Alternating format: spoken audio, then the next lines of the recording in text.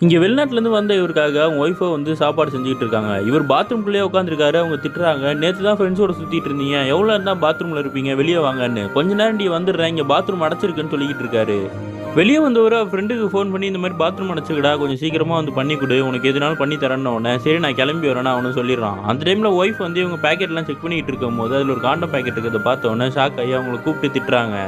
"நேத்து நைட் இதனால தான் லேட்டா வந்தீங்களா? இந்த மாரி பழக்கம்லாம் வெளிநாட்டுல வச்சுக்கிட்டு இருக்கீங்களான்னு?" கேட்டா, "இல்லடி இது நமக்காக தான் வாங்குனேன்னு" அவரும் சொல்றாரு. இவங்க வந்து முதல்ல யோசிக்கிறாங்க. அதுக்கப்புறம் சரின்னு சொல்லிட்டு அமைதியாயிடுறாங்க. கொஞ்ச நேரத்துல அவரோட ஃப்ரெண்டு வந்து பாத்ரூம கிளீன் பண்றதுக்காக உள்ள போயிடுறாரு. இவங்க அவங்க ஒய்ஃப் கிட்ட சொல்லிட்டு, "நான் அந்த கொஞ்சம் வெளிய போயிட்டு வரேன்னு" சொல்றாங்க. சரி சீக்கிரம் வந்துருங்கன்னு சொல்லி அனுப்பி விடுறாங்க. ஈவினிங் வந்ததுக்கப்புறம் சாப்பாடு செஞ்சு போடுறாங்க. அவர் சாப்பிட்டுக்கிட்டே இருக்கும்போது அந்த லேடி கேட்குறாங்க, "அந்த பாத்ரூம கிளீன் பண்ணாங்கல்ல, என்ன அடைச்சிருந்ததா?" அப்படின்னு சொல்லி.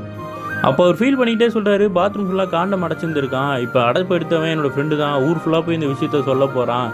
புருஷன் வெளிநாட்டுல இருக்கும்போது பொண்டாட்டி இந்த மாரி பண்றான்ற மாரி சொல்லிருவானுங்க. ஆனா